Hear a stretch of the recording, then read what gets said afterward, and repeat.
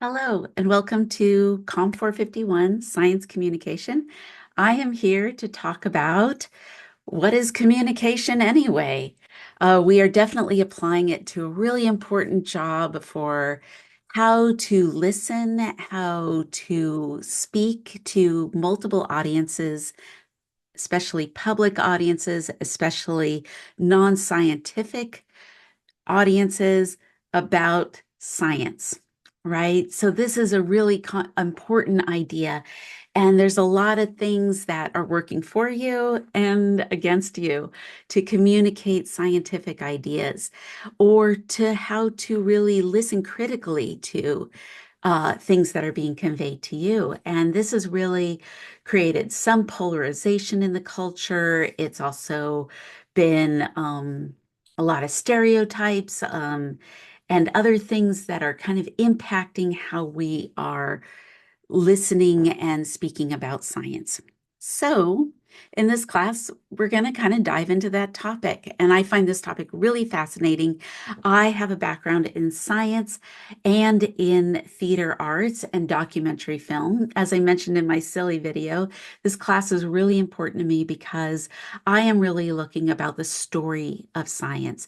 How do we tell a story? And so I've kind of taken that as the seed that grew this class and all the different elements that we're going to cover. But first, what is communication? Let's start there.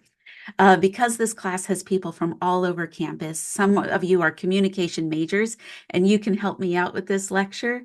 Uh, I would love that. I'd love some help. Some of you maybe taken some gen ed courses where you grabbed up some of the comm classes that we offer in gen ed. This is a gen ed course as well on our university campus. And some of you are scientists. And for all of us, this is an important topic. And I used to teach a version of this class for Oregon State University, and it was a professional development class for education majors and people who ran museums or science spaces like OMSI or the or an aquarium of how do you convey science or get kids involved in science and engaged in that topic when they are not a science audience of peers, right? So we want to think about how we are conveying our message. So to start with defining communication, it's really the process of exchanging meaning. And I'm going to do that verbally and non-verbally. The different channels. So right now, I'm sending a message both verbally and non-verbally. And my non-verbals include my appearance, they include my voice, and that we would say there's quite a few nonverbal channels as a part of my voice. It also includes the language and which is the content of my and the words that I'm using. It also is how I framed my space, my background, the setting that I'm in is also part of how I am sending a message. Now, once I send it, that's it. I'm done. I'm doing the best I can to convey the message that I want, but intentionally or unintentionally, you are going to receive that message and you will then decide the meaning. The receiver is the one who catches the meaning, who catches the message and then applies the meaning to it. Oh, but that's not what I meant, I said dramatically. And it is much better when we can be in person and we can like be in a dialogue, because quickly things that might get misinterpreted, we can rewind and hopefully do the repair so that we can really make sure our message is being received in the way that we intended. Eh, so this is one of the paradoxes of communication.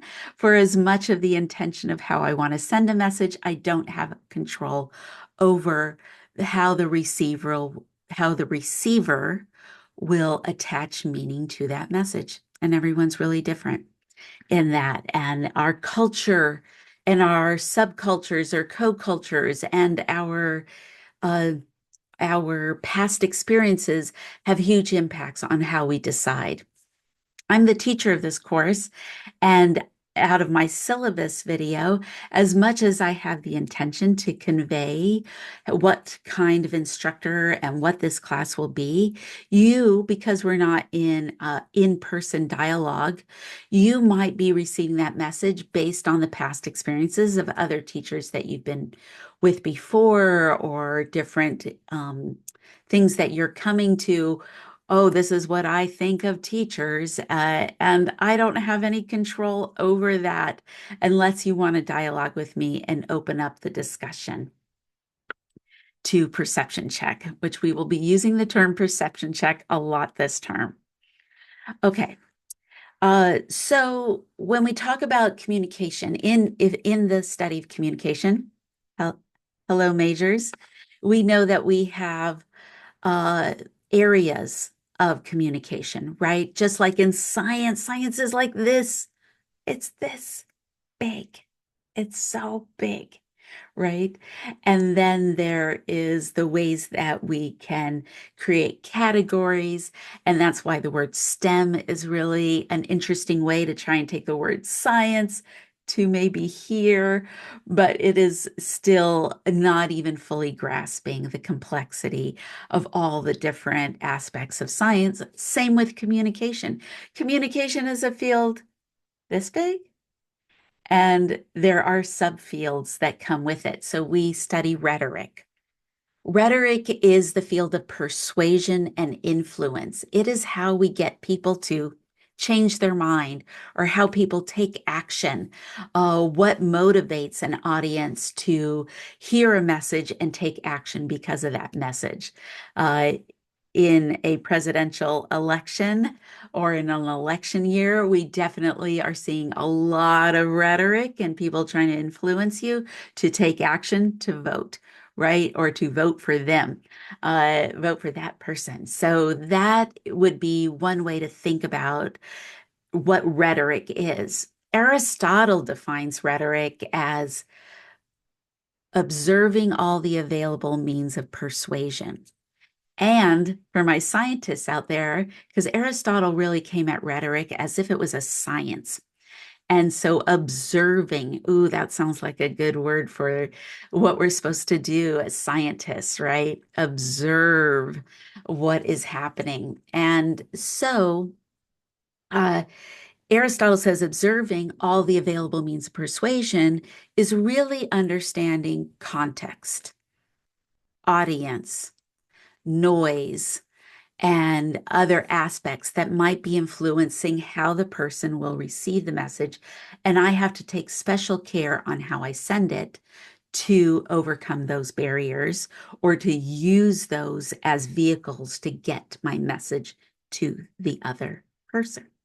So, if that's true, then observing all the available means of persuasion, it means that I'm going to change my message or the style that I'm conveying the message depending on who I'm talking to. In this class, we're identifying our audience as non uh, non-scientific peers, where there might be heavy jargon or use of terms that are specific to that area of study. But how do we move it to be consumable and received by someone who isn't in that area of study? That means that, and anyone who's a Big Bang Theory uh, fan or has knows that show.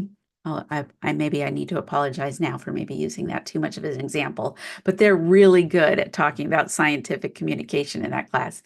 Penny is a really interesting character in that show because she's the non-scientific entity, and she's really how us watching is you really looks at the way they talk to Penny about science as a way to kind of understand a really complex fields of physics and engineering and all the other and neuroscience and microbiology, right? We need to bring Dr. Amy Farrah Fowler and Bernadette into it to understand how they really made a great spectrum of different scientific fields. And Penny's really the non-science audience. That kind of is us. Why one of the reasons she's a very endearing character. But she goes to Sheldon and asks Sheldon, can you explain what Leonard does for a living? And he has a really hard time and conveying what it is that Leonards do because he has so much knowledge about it. And he wants to start at the very beginning. I think with Aristotle too, he mentions that. And Penny's really lost. So what's happening there is happening in the world around us. And it's a great little kind of synecdoche, a little example of a much bigger issue that we're dealing with. So when we talk about rhetoric and being persuasive or influencing others, we're really talking about how do we recognize the audience in the way we craft a message and send a message. And of course, Aristotle is the one who had the artistic proofs, the ethos, pathos, and logos, and then added later, I think in the Middle Ages, mythos. And how are those being used to craft that message? Sorry, I have a lot of background in rhetoric as well. I do teach a class in the history of rhetoric.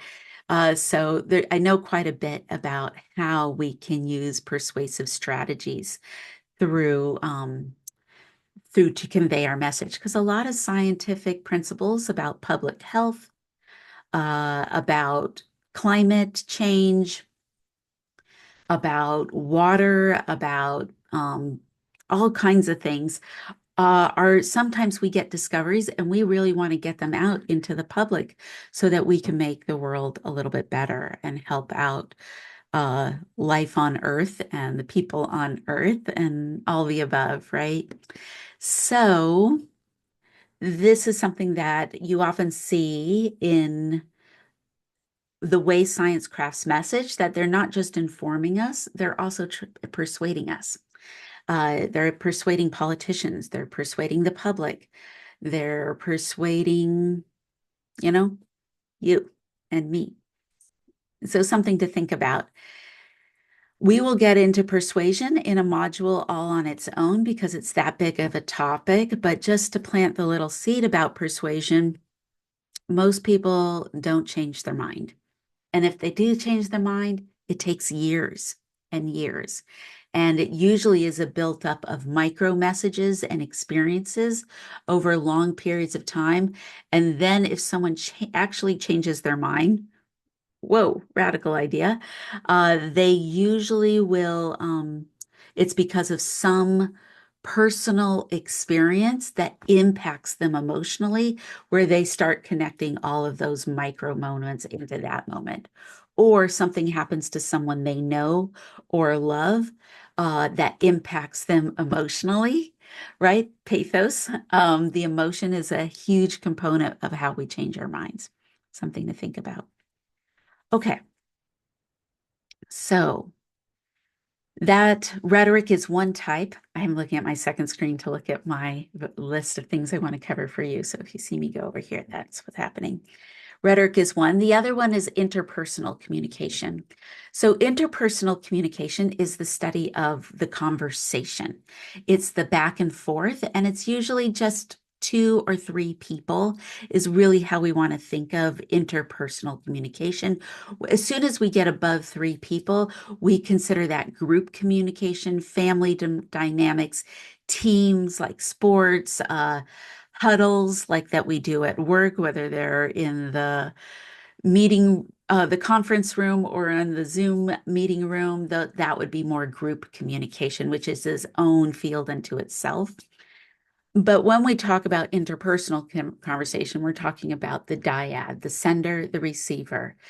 And this is more complicated than I have a message, I'm going to send a message. The receiver catches the message. They interpret the message, they craft a message and become the sender.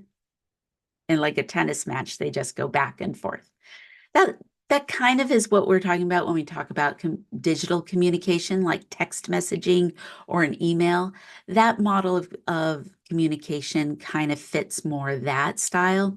But when we are in person or when we are FaceTiming, Skyping, Zooming, using these incredible scientific discoveries to communicate in more flow, God, it's just amazing what we can do these days to connect, that this would be more channel rich, meaning we can pick up more nonverbals, we can go back and forth with sender and receiver. And because we are in a more transactional nature of communication, we stop labeling people just sender or receiver. Okay. Instead, we're going to label them both as communicators because even if someone is not the predominant speaker, they are also non-verbally involved in the sending of a message. Because how do we listen? How do we actively listen? What are our nonverbals? It's one of the reasons why a camera is required when you get into your small groups for your recording your team meetings, because we want to start jumping into communication, not just as a verbal piece, but also as a nonverbal piece. And what is our nonverbal behavior, even when we're not the predominant speaker, that is engaging and demonstrating curiosity and our active experience in what the other person is saying. You don't have to do that right now because what I'm doing now is not interpersonal communication. It is not group communication. It falls under that realm of a or digital communication or mass communication. Hopefully not mass, even though I put it on YouTube. I just want the class to watch it. No need to send this around to anybody. No need. It is just the best way for me to get you your tiny desk lectures. So I enjoy using that, but I don't need to be what I love it when the views are under 100. So that's my goal. Maybe I'm just a little shy. I don't know. Anyway, so but it is a form of media when I post it to YouTube. All right. When we talk about public speaking is usually done if it's just like me and I'm posting on YouTube as that would fall under mass communication. But if I go to the classroom or I do a TED Talk or I do something like this, that becomes more public speaking because the audience is present at the moment I am speaking. I can see them and their nonverbals are impacting, and us being in the exact same environment impacts how we send and receive messages. So maybe you've noticed that is the environment is a huge impact on all forms of communication. Just like when you're on the phone with someone and they are driving or walking around a busy area and you're sitting at home quietly and you can hear all the noise, or they aren't responding right away because they have so much more environmental impact, stimulus and distractions, that you can't have the same flow as if you were both walking down the street together in the same noisy area. And that really is another aspect of communication we want to think about. All right. So the transactional nature of communication is to say that the sender and receiver are sending messages simultaneously and that they are now communicators because the sender and receiver are both sending and receiving simultaneously, and they're also receiving feedback. And there's many channels, channel rich. Communication means that there's a lot of nonverbal channels. The language, the words we're saying is actually just one channel, just one. But if we're in a channel rich, it means we have all these other nonverbals. Channel lean is more like an email or even a letter, that like a letter to Santa, a letter in the mail that we write and put a stamp on and send off, super old school, that we might think of that more as channel lean messages. Okay, so let's talk about, I've talked a little bit about nonverbals. Nonverbals is a big component of communication. And in this class, we want to kind of recognize how environment impacts the conversation, that our voice is conveying a lot of nonverbals, even proxemics, our ability to feel close to the topic, to the subject, to the speaker, will impact how we feel about the trust the message or trust the sender of that message. Okay, so that's a really important to pull out the difference between the verbal and the verbiage from the nonverbals.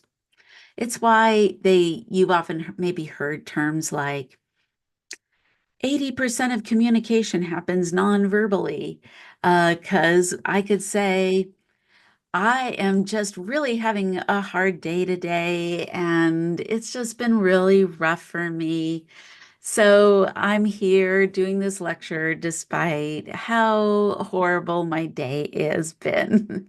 Right? Like, so now like I'm smiling and I'm laughing and I have these kind of manner that is mismatched to my nonverbals. Like they're not in alignment. So you have to either say, oh, is she being sarcastic? Sarcasm? Or is you question the words. You believe the non most of us will believe the nonverbals and then question the words. Maybe with that one, you're questioning my smile as being too forced, right?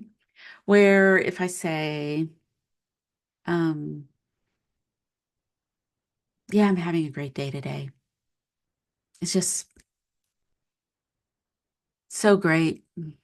Such a great day. Here we go. Another one of these days. It's my favorite type of day to have. Right? Oh gosh, oh my God, we have another mismatch. And now which are you believing? I'm saying how it's my favorite day, it's a great day, but I do not look like I'm having a great day. So these are again mismatched and out of balance. But when we're in alignment with our nonverbals and verbals are in alignment in a conversation, we want to become conscious of how that impacts the power of our message. And we want to think about how does that impact how we might trust someone and or trust what they're saying versus mismatched. We start getting a little bit like, ooh, there's a puzzle here. I need to figure it out.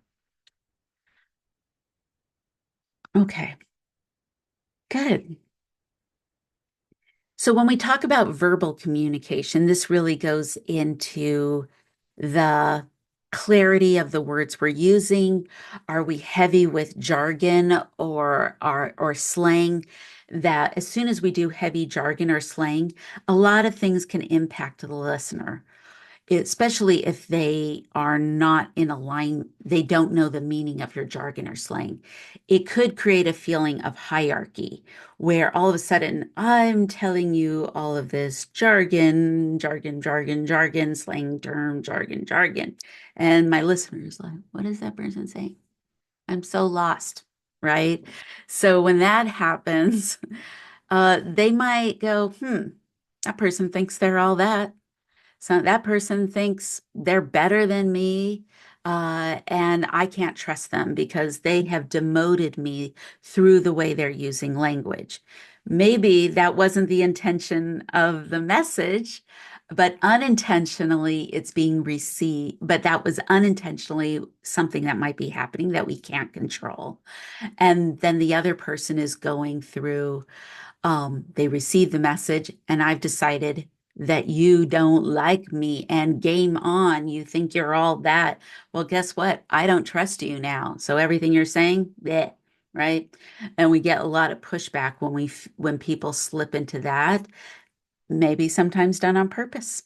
Maybe we are using heavy jargon on purpose to try and show our credibility on a topic, to show that we know what we're talking about. I can use the vocabulary of that field. Uh, Maybe I want to use that jargon because I actually appreciate that you have the intelligence and ability to join me here and be a part of this. And I'm trying to include you, not exclude you. Oh boy, it gets complicated fast. So we definitely want to think about all the complexity of that sender receiver relationship. Linguistics is the study of language, like jargon and slang, and all sorts of other things, and even just the words we use in the context. Words really can reveal a lot about our identity, right? Like I said, if I'm using all this jargon, I must have some experience in that area and it reveals something about me. I like is if you watch Suits. Oh, I have another example from the show that's streaming on Netflix right now called Suits. It's an older show. When on the very first episode, when the kid is offered the job in the law firm. He's always wanted to be a lawyer. Sorry, I'm forgetting their names right now. Um, I wish I could hear you. I bet you're saying the name if you know it right now. If we were in the classroom, wouldn't that be nice? Then we could have that back and forth. Anyway, so the lawyer who's hired him in, he has to hire a lawyer, but the kid's not a lawyer. It's in the first episode, so no spoilers here. Just first episode spoilers, I guess. And so he asked the kid to go to Harvard to do a tour of the school so he can get the jargon and language of Harvard to tour the law, do the law school tour. He knows the name of the buildings. He knows some of the names of the professors. So then he can pass as a lawyer when he comes back on the job. And that is the way that he's using linguistics and language to show his credibility. And actually, through this season there, one of the ways that they show credibility is through the language they use. Why should I hire you as a client? Oh, well, I know all about A, B, and C, and then just knows it, right? It's kind of fun show that way. So we want to think there's lots of things about language. We're going to get a lot more into it as we go along. Uh, but when we are presenting information to a non-science audience, we want to get back into Aristotle's ethos, pathos, logos, and make sure that we are using terms or metaphors, analogies, synecdoches, alliterations, and all sorts of other linguistic tools to make the information accessible and without dumbing it down, right? We don't want to dumb things down. We just want to make it accessible for a non-science based audience. I think you're getting the point of this. We're about a half hour in here and you're kind of getting it now where we're going, right? Okay. Um, the last thing I want to talk about is communication competency. And what does it mean to be to have communication competency? When we talk about communication competency, we're talking about the ability to observe yourself as a communicator, to understand your audience and as a listener, or how to listen yourself to feedback and take in that message and adapt yourself to the context of the moment. So, context, that's a word we're going to use a lot. Context is really the impact of environment, the physical environment, the impact of our emotional environment, where we are, our physicality, whether we're in pain or not, the or noise, whether it's our own mental thought noise or physical noise in the environment. Uh, Context is also our background. And our background includes our culture, the family homes we grew up in, our experiences in childhood, our experiences in classrooms. Uh, all of that is context. And when we come into a communication experience, an event to exchange information, we bring a lot of context. We bring baggage. And guess what? The other person, they got baggage too.